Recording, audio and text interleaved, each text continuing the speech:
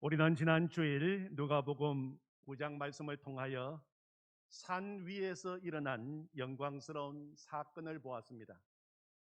예수님은 베드로와 요한, 야고보 세 제자를 데리시고 기도하러 산에 올라가셨습니다. 그날은 정말 특별한 날이었습니다. 제자들은 일생 잊을 수 없는 놀라운 경험을 하였습니다. 기도하시던 중에 예수님의 용모가 변화되셨습니다. 옷이 휘어져 광채가 났습니다. 거기에서 끝나지 않았습니다. 모세와 엘리야가 나타나서 예수님과 대화를 나누었습니다. 깊이 졸다가 잠에서 깨어난 제자들은 이 놀라운 광경을 보고 정신을 차릴 수가 없었습니다. 너무나도 황홀한 체험이었습니다. 베드로는 너무 황홀하여 예수님 이 산 위에 초막 셋을 짓자고 했습니다. 주여 여기가 좋사오니, 한마디로 내려가고 싶지 않다는 것입니다. 하늘의 영광을 보았는데 내려가고 싶겠습니까? 우리가 아직도 세상에 연연하고 집착하는 이유는 하늘의 영광을 진짜 맛보지 못했기 때문이 아닐까요? 만약 우리도 빛나고 영광스러운 예수님을 만나고 직접 눈으로 보았다면 다시 세상으로 내려가고 싶지 않을 것입니다.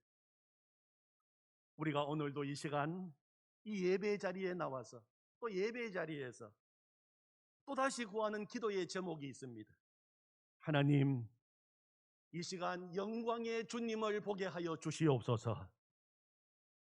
하나님, 오늘 이 예배 자리가 변화산이 되게 하시고 영광의 주님을 보게 하여 주시옵소서. 하늘의 영광 나의 마음속에 차고도 넘쳐 할렐루야를 힘차게 불러 영원히 주를 찬양하리. 예수님과 세 제자는 산에서 하루를 보내었습니다. 오늘 읽은 37절은 이렇게 시작합니다. 이튿날 산에서 내려오시니. 산 위에서는 하늘의 영광을 보고 내려왔는데 산 아래에 세상의 삶은 여전했습니다. 예수님의 도우심을 기다리는 수많은 무리가 있었습니다. 예수님과 제자들이 산 아래로 내려와야 했던 이유는 산 아래에서 해야 할 사명이 있었기 때문입니다. 세상이 예수님을 필요로 하고 예수님의 제자들을 필요로 하기 때문입니다. 우리 그리스도인들은 하늘의 영광을 경험한 사람들입니다. 또한 영광스러운 본향을 오늘도 사모하는 사람들입니다. 동시에 그리스도인들은 이 땅에서 사명을 감당해야 하는 사람들입니다. 바울 사도는 빌립보서 1장 23절 24절에서 이렇게 고백했습니다. 내가 삶과 죽음 그 둘 사이에 끼었으니 차라리 세상을 떠나서 그리스도와 함께 있는 것이 훨씬 더 좋은 일이라. 그렇게 하고 싶으나 내가 육신으로 있는 것은 너희를 위하여 더 유익하리라. 그렇게 이야기했습니다. 우리는 다 장차 천국에서 주님과 함께 살 사람들입니다. 지금은 사명 때문에 제자로서 이 땅을 살아가고 있습니다. 본향을 사모하기에, 우리는 이미 하나님의 영광을 보았기에 이 땅에서 더 잘 살 수 있는 사람들이 바로 하나님의 백성들입니다. 사명이 있기에 삶의 이유가 분명합니다. 아버지의 집을 바라보기에 죽음도 두렵지 않은 것입니다. 산 위의 영광을 기억하며 산 아래에서의 소금과 빛의 사명을 충성스럽게 감당하는 예수님의 제자들이 다 되시기를 축원합니다. 아멘. 그럼 오늘 읽은 본문에 산 아래에서는 어떤 일이 벌어지고 있었습니까? 한 아버지가 귀신 들린 아들을 데리고 왔습니다. 그 아들은 외아들이었습니다. 예수님이 산 위에서 내려오시는 것을 보고 그 아버지가 무엇이라고 소리를 질렀습니까? 38절에 보면 무리 중에 한 사람이 소리 질러 이르되 선생님 청컨대 내 아들을 돌보아 주옵소서. 이는 내 외아들이니이다. 외아들인 것을 강조합니다. 그만큼 귀한 아들이었습니다.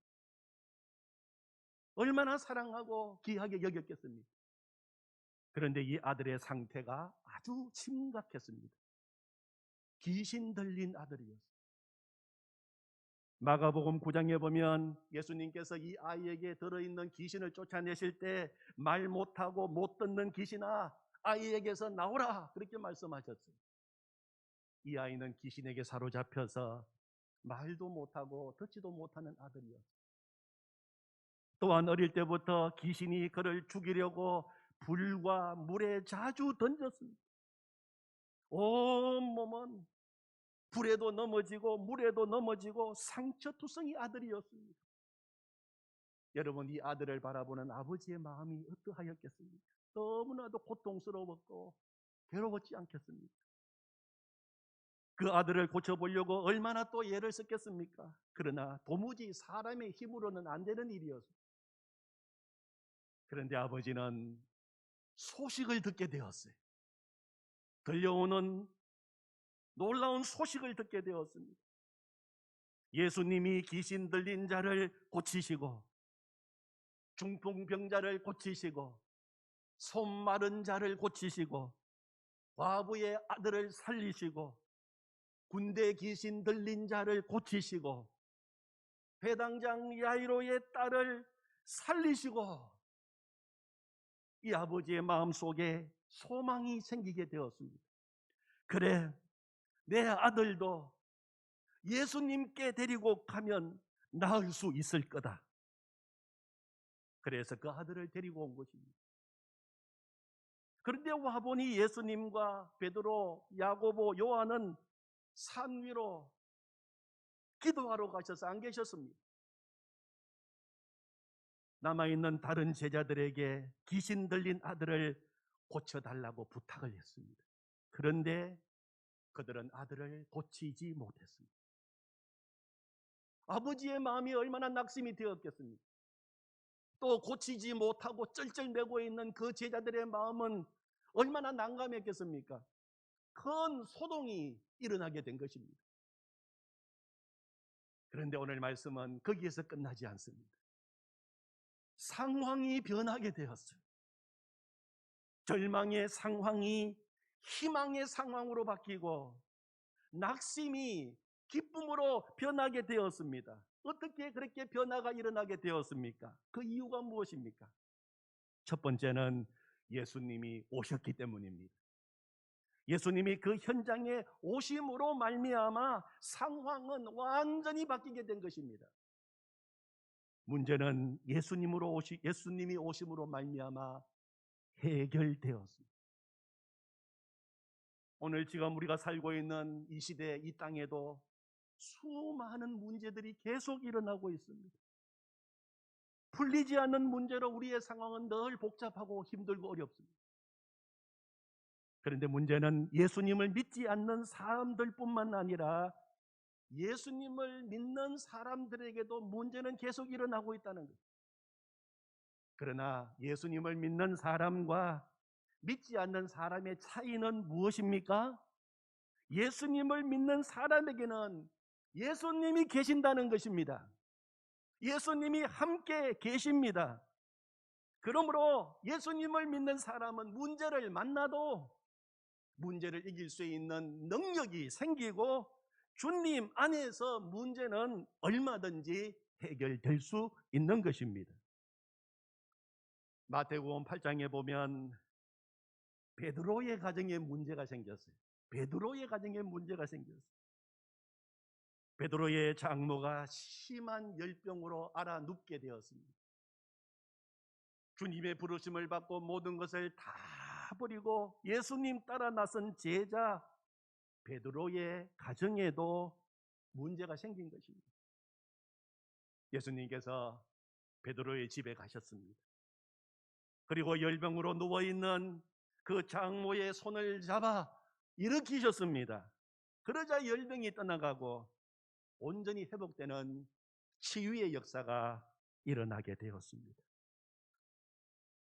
오늘 예수님을 믿는 우리들에게도 문제는 있습니다. 그러나 문제가 있어도 우리에게는 소망이 있습니다. 이유가 무엇입니까? 예수님이 계시기 때문입니다. 예수님은 전능하신 하나님이십니다. 예수님은 모든 것을 다 아십니다. 우리의 처지, 우리의 형편, 우리의 답답한 마음, 우리의 눈물 나는 현실, 우리의 처지를 다 알고 계십니다. 아실 뿐만 아니라 예수님은 능히 해결하시고 고치시고 푸시는 능력의 주님이십니다. 믿음이 무엇입니까? 믿음은 예수님을 믿는 것이 믿음입니다. 우리 인생의 모든 문제를 해결해 주시는 예수님께서 언제나 내 곁에 계시고 우리와 함께 계심을 믿는 것이 믿음입니다.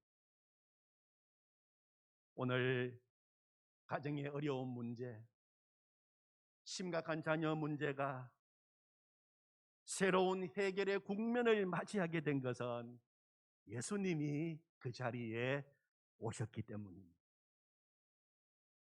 두 번째로 아버지는 그 문제를 예수님 앞에 가지고 나갔습니다.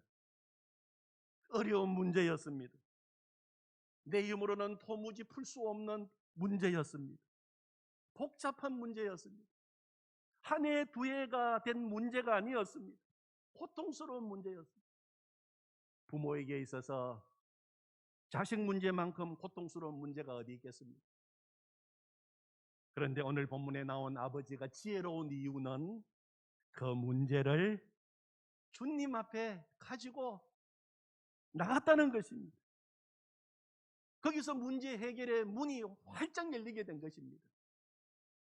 생각해 보십시오. 만약에 이 아버지가 이 문제를 여전히 붙들고만 있었다면 어떻게 되었겠습니까? 이 문제는 어려운 문제야. 어쩔 수 없는 문제야. 그냥 내가 평생 안고 살아야 할 문제야. 그렇게 생각하고 주님께 그 문제를 가지고 나오지 않았다면 그 아버지는 평생 이 문제 풀 수 없었을 것입니다. 귀신 들려 고통 가운데 있는 아들을 바라보면서 슬픔과 탄식과 눈물의 세월을 보내다가 그의 인생은 끝났을 것입니다. 또 아들은 어떻게 되었겠습니까? 죽을 때까지 귀신에게 사로잡혀서 불에도 넘어지고 물에도 넘어지고 그렇게 비참하게 살다가 생을 마감하게 되었을 것입니다. 그러나 아버지가 이 문제를 예수님 앞에 가지고 나왔을 때 귀신은 떠나가고 아들은 온전히 낫게 되고 문제는 해결되는 역사가 일어나게 된 것입니다. 사랑하는 성도 여러분, 문제가 있으십니까? 그렇다면 그 문제 예수님 앞으로 가지고 나가시기 바랍니다. 요한복음 2장에 보면 예수님께서 갈릴리 가나 혼인잔치에 가셨습니다. 그 혼인잔치집에 문제가 생겼습니다. 포도주가 떨어졌습니다.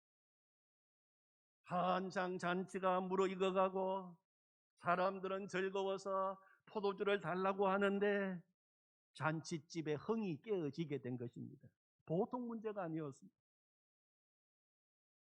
잔치를 준비한 사람들은 당황했습니다. 예기치 못한 문제가 벌어진 것입니다. 그런데 그런 상황 속에서도 당황하지 않은 사람이 있었어요. 마리아였습니다. 마리아는 일어나고 있는 문제만 바라보지 않았습니다. 그 문제를 능히 해결하실 수 있으신 예수님이 그 자리에 계심을 보았습니다.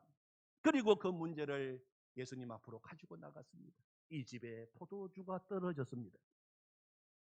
그리고 하인들에게는 너희에게 무슨 말씀을 하시든지 그대로 하라. 어떻게 되었습니까? 예수님이 어떻게 하셨습니까? 물이 포도주가 되는 놀라운 기적이 일어나게 된 것입니다. 문제는 해결되었습니다. 어떻게 그 놀라운 일이 일어나게 되었습니까? 그 잔치집에 예수님이 계셨고 예수님께 그 문제를 가지고 나갔을 때 문제는 해결된 것입니다. 문제가 있으십니까? 복잡하고 어려운 문제입니까? 이제는 내 인생 흥이 깨지고 잔치는 끝났다고 생각되십니까? 그러시다면 그 문제 부둥켜 안고 고민하고 염려하고 눈물 흘리고 답답해 하지만 마시고 예수님 앞으로 가지고 나오시기 바랍니다. 특히 가정에 문제가 있으십니까? 자녀의 문제가 있으십니까? 주님 앞으로 가지고 나오시기 바랍니다. 우리가 성경 말씀을 읽어보면 가정의 문제, 자녀의 문제를 예수님 앞에 가지고 나온 부모의 이야기가 많이 나옵니다. 이미 우리가 누가복음 8장에서 나누었던 회당장 야이로, 그는 죽어가는, 아니 이미 죽어버린 그 외동딸의 문제 주님 앞에 가지고 나왔습니다. 내 어린 딸이 죽어가고 있습니다. 살려주십시오. 마태복음 15장에 보면 이방 가나안 여인이 흉악하게 귀신 들린 딸의 문제를 가지고 예수님 앞에 나왔습니다. 주님, 불쌍히 여기소서. 내 딸이 흉악하게 귀신 들렸나이다.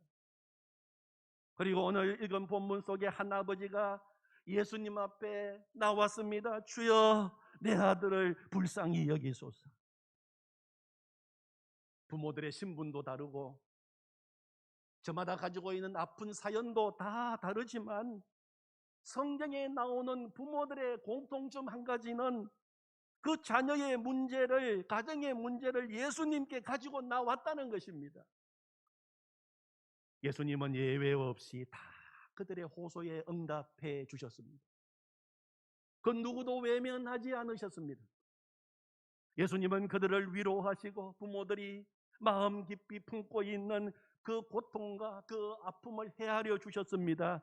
그리고 그 문제를 해결해 주셨습니다. 회당장 야이로의 딸을 살려주시고 가나안 여인의 귀신 들린 딸 낫게 해주시고 오늘 불에도 넘어지고 물에도 넘어지는 아들을 온전히 고쳐주셨습니다. 왜 예수님께서 자녀들을 살려주시고 치유하시고 고쳐주셨을까요? 우리들의 자녀는 다 하나님의 자녀들이기 때문입니다. 지금 죽어가고 있는 딸, 흉악한 귀신 들린 딸, 불에도 넘어지고 물에도 넘어지는 아들, 그들은 다 육신의 부모의 자녀이기에 앞서서 하나님의 형상대로 지음을 받은 존귀한 자요, 하나님의 사랑하는 자녀들이기에 예수님은 고쳐주신 것입니다. 그러므로 우리의 모든 문제는 다 주님 앞에 가지고 나가야 할 기도 제목입니다. 오늘 본문과 동일한 사건을 다루고 있는 마가복음 9장에서는 이 모든 일이 다 끝나고 난 다음에 제자들이 예수님께 질문하는 내용이 붙어 있습니다.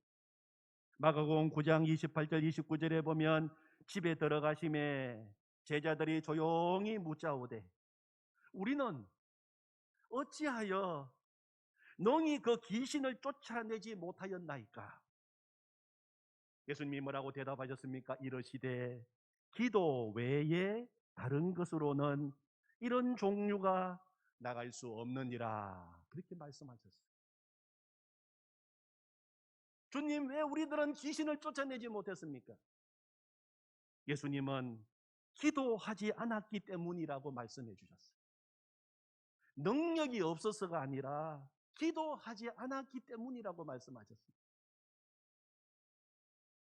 누가복음 9장 1절에 보면 이미 예수님께서는 제자들에게 귀신을 쫓아낼 수 있는 능력과 권세를 주셨습니다. 여러분 9장 1절을 한번 보시기 바랍니다. 오늘 9장 말씀 1절을 한번 보시면 예수께서 12 제자를 불러 모으사 모든 귀신을 제어하며 병을 고치는 능력과 권위를 주시고 이미 주셨습니다.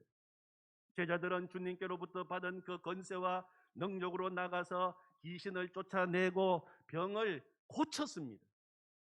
9장 6절에 보면 제자들이 나아가 각 마을에 두루 다니며 곳곳에 복음을 전하며 병을 고치더라. 고쳤어요, 병.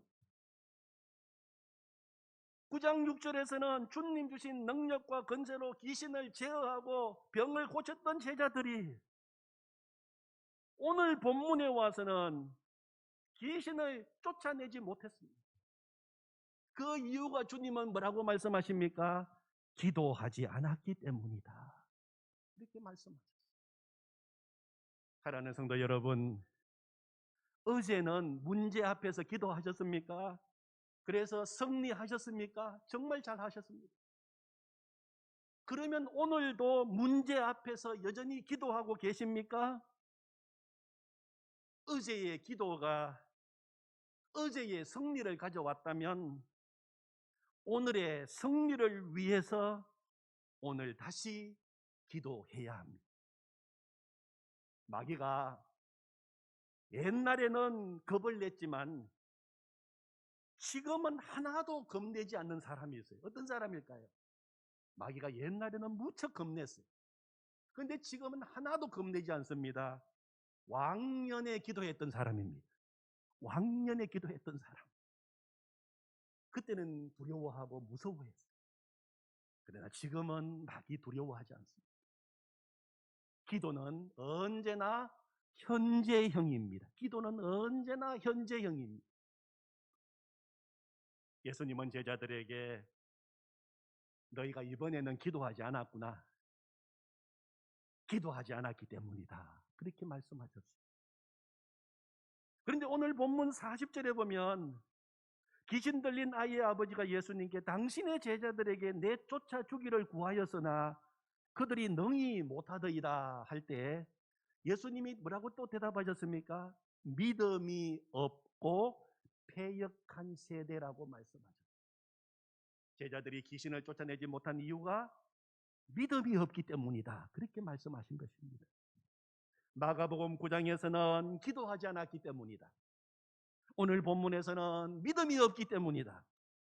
이 두 본문을 합쳐보면 제자들이 귀신을 내쫓지 못한 이유가 믿음의 기도가 없었기 때문이라는 것입니다. 믿음의 기도가 없었어요. 기도하면 주님의 권세와 능력으로 귀신이 나갈 것이라고 하는 믿음이 없었기 때문입니다. 기도는 내가 할 수 없는 것을 하나님께 맡기는 것입니다. 기도는 주님을 바라보는 것입니다. 그런데 그날은 제자들은 자신의 능력으로 귀신을 쫓아내려고만 했습니다. 또한 귀신이 나가지 않는 상황에서도 그들은 기도하지 않았어요. 기도하면 내 한계와 내 능력을 뛰어넘는 하나님의 능력, 주님의 권세와 주님의 능력이 임한다는 믿음이 없었기 때문입니다. 믿음과 기도, 기도와 믿음은 항상 같이 갑니다. 절대로 떨어질 수가 없습니다. 그래서 믿음의 사람은 무슨 일이든지 기도하는 것입니다. 믿음의 사람은 세상 사람들이 문제다라고 할 때 이것은 기도 제목이라고 이야기하는 것입니다. 그래서 믿음의 사람은 어떤 상황 속에서도 기도하기를 포기하지 않고 하나님께 매달립니다. 믿음의 기도로 닫힌 하늘의 문을 열고 비를 내리고 믿음의 기도로 병든 자를 일으키고, 믿음의 기도로 샘은 터지고, 믿음의 기도로 원수들이 무너지는 역사를 경험하게 되는 것입니다. 출애굽기 17장에 이스라엘 군대와 아말렉과의 전쟁이 나옵니다. 여호수아와 이스라엘 군대는 전쟁터에 나가 아말렉과 싸우고 있습니다. 아주 힘든 전쟁, 정말 군사력으로는 감당할 수 없는 그런 적군들, 그런 전쟁이었습니다. 모세와 아론과 훌이 기도하러 산 위로 올라갔습니다. 모세가 두 팔을 들고 기도하면 이스라엘 군대가 이기고, 피곤하여 기도의 손이 내려오면 패하게 되었습니다. 전쟁의 승리가 모세의 믿음의 기도에 달려 있었습니다. 결국 이스라엘 군대는 군사력으로는 도저히 이길 수 없는 전쟁을 믿음의 기도를 통하여 승리하게 되는 역사를 경험하게 되었습니다. 사랑하는 성도 여러분, 내려왔던 기도의 손 이제 다시 올리시기를 바랍니다. 엘리야의 믿음의 기도로 3년 6개월 동안 닫혀있던 하늘의 문이 열리고 땅에 비가 내리고 열매가 맺히는 역사가 일어나게 되었습니다. 여러분, 기도로 닫혀있는 문을 여시기를 바랍니다. 지금이야말로 믿음으로 기도할 때입니다. 염려하거나 두려워할 때가 아닙니다. 두려워하지 말고 믿기만 하라고 주님은 이미 말씀하셨습니다. 믿음으로 기도하십시다. 우리의 모든 문제는 믿음으로 기도할 기도 제목입니다.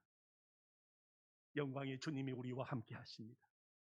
그 주님을 날마다 바라보면서 믿음의 기도로 승리하시는 기도의 용사들이 되시기를 축원합니다.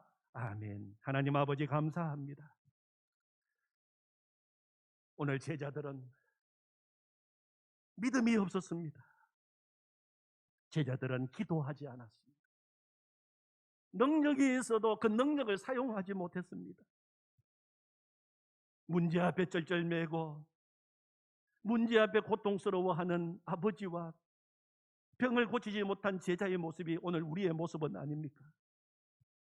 주님, 이제 하나님 내려왔던 기도의 손이 다시 올려지게 하여 주시옵소서. 하나님, 우리가 기도함으로 닫혀있는 이 문을 열게 하여 주시옵소서. 지금은 기도할 때라고 말씀하시니 감사합니다. 우리의 모든 문제는 기도 제목이라고 말씀해 주셔서 감사합니다. 우리만 있으면 소망이 없고 낙심이지만, 절망이지만, 그러나 주님이 우리와 함께 계심을 감사합니다. 영광의 주님을 바라보는 눈을 열어 주시옵소서. 기도로 승리하게 하여 주시옵소서. 어렵고 답답하고 긴 터널을 지나가고 있습니다. 주여 믿음의 기도로 통과하게 하여 주시옵소서. 예수님의 이름으로 기도하옵나이다. 아멘.